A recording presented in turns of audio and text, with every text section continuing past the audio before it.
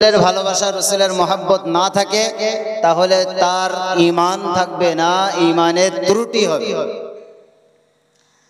কারণ রসুল করিম সাল্লাল্লাহু আলাইহি ওয়াসাল্লাম একটা হাদিসের মধ্যে বলেছে যে প্রকৃতপক্ষে ততক্ষণ পর্যন্ত সে মুমিন হতে পারবে না যতক্ষণ পর্যন্ত সে তার বিবি বাল বাচ্চা তার আত্মীয় স্বজন সকলের থেকেও এমনকি তার জানের থেকেও বেশি প্রিয় আমি না হতে পারবো ততক্ষণ পর্যন্ত সে প্রকৃত মুমিন হতে পারবে না।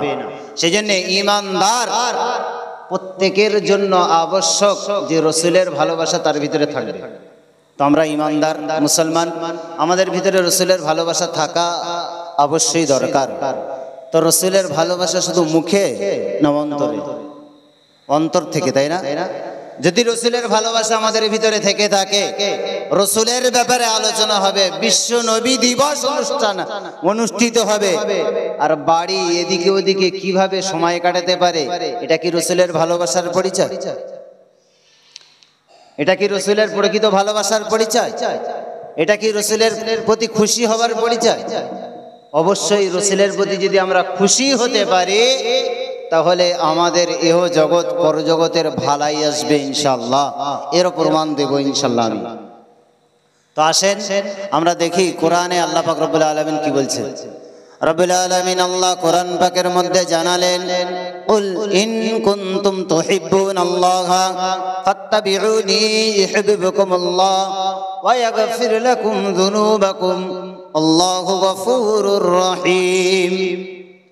আল্লাহ পাক রব্বুল আলামিন কালামুল্লাহ শরীফের মধ্যে জানিয়ে দিলেন, হে বান্দা শোনো, হে বান্দা শোনো। নবী পাক সাল্লাল্লাহু আলাইহি ওয়াসাল্লামকে নির্দেশ দিয়ে বললেন, হে নবী তুমি বলো, কুল হে নবী তুমি বলো, ইন কুনতুম তুহিব্বুনাল্লাহ, যদি বান্দারা আমি আল্লাহ আমাকে ভালোবাসতে চায়, আমি আল্লাহ যদি আমাকে মহব্বত করতে চায়, আমার ভালোবাসা যদি সে পেতে চায়, আমার মহব্বত যদি সে পেতে চায়, তুহিব্বুনাল্লাহ ফাত্তাবিউনি, হে নবী তুমি বলো তারা যেন তুমি নবী তোমাকে অনুসরণ করে। বলুন সুবহানাল্লাহ। তাহলে আল্লাহ কি বললেন যে যদি আল্লাহর ভালোবাসা অর্জন করতে হয়, যদি তোমরা প্রকৃতপক্ষে আল্লাহকে ভালোবাসো তাহলে রসুলের ইত্তেবা অনুসরণ করো। আমরা সাধারণত অনেক বক্তাদের মুখ থেকে এটা শুনে থাকি, যদি আল্লাহকে ভালোবাসতে হয় রসুলকে আগে ভালোবাসো। এই আয়াতের কথা আসলে এই আয়াতের মানে এটা নয়। এই আয়াতের মানে হলো কুল ইন কুনতুম তুহিব্বুনাল্লাহ, যদি আল্লাহকে ভালোবাসতো, আল্লাহকে যদি ভালোবাসো, ভালোবাসতে চাও তাহলে ফাত্তাবিউনি, আল্লাহর রাসূলকে বলতে বলছে আল্লাহ, হে নবী তুমি বলো যে তোমরা আমাকে অনুসরণ করো, অর্থাৎ নবীকে অনুসরণের মাধ্যম দিয়েই পাওয়া যাবে আল্লাহর ভালোবাসা। সুবহানাল্লাহ। যদি নবীকে অনুসরণ না করা হয় আল্লাহর ভালোবাসা পাওয়া যাবে না। আল্লাহকে কেউ ডাইরেক্ট পেতে চাইলে সে পেতে পারবে না, কারণ কোরআন প্রমাণ করছে যদি আল্লাহকে ভালোবাসতে হয় রসুলকে আগে রসুলের ইত্তেবা অনুসরণ করতে হবে। কুল ইন কুনতুম তুহিব্বুনাল্লাহ ফাত্তাবিউনি ইউহিব্বুকুমুল্লাহ ওয়া ইয়াগফির লাকুম যুনুবাকুম আল্লাহু গফুরুর রহিম। আল্লাহ বললেন, হে নবী তুমি বলে দাও তোমার উম্মতদেরকে, যদি কেউ আমি আল্লাহ আমাকে ভালোবাসতে চায়, আমি আল্লাহ আমাকে যদি কেউ মহব্বত করতে চায়, অবশ্যই সে যেন তুমি নবী তোমাকে অনুসরণ করে। আর তোমাকে যদি কেউ অনুসরণ করে তার ফলে কি হবে? আমি আল্লাহ বলে দিলাম ওয়াগফির লাকুম যুনুবাকুম, আমি আল্লাহ তার জীবনের গুনাহ খাতাগুলো maaf করে দেব। সুবহানাল্লাহ। যদি আল্লাহকে ভালোবাসতে চাই রসুলকে অনুসরণ করতে হবে।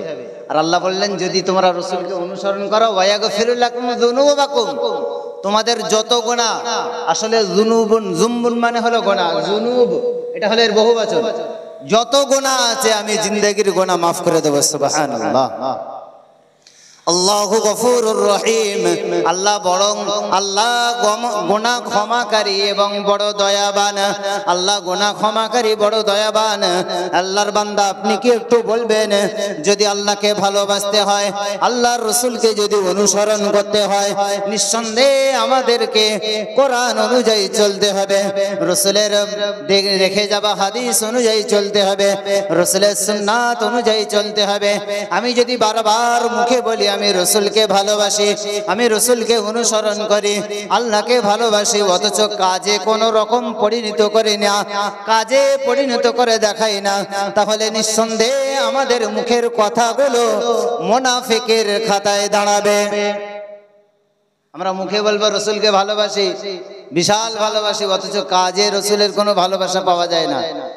তে ভালোবাসা ভালোবাসা হবে না, বরং মুনাফিকের মতো পরিচয় হবে, যে মুখে এক কথা আর মনে এক কথা, কাজে এক কথা, তাই না?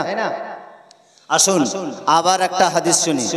রাসূল করিম সাল্লাল্লাহু আলাইহি ওয়াসাল্লাম হাদিস পাকের মধ্যে বলেছেন, মান ক্বালা লা ইলাহা ইল্লাল্লাহ ফাদাখালাল জান্নাহ, যে ব্যক্তি এই কথাটা বলবে লা ইলাহা ইল্লাল্লাহ, আল্লাহ রাসূল বললেন ফাদাখালাল জান্নাহ, সে জান্নাতে প্রবেশ করবে। সুবহানাল্লাহ।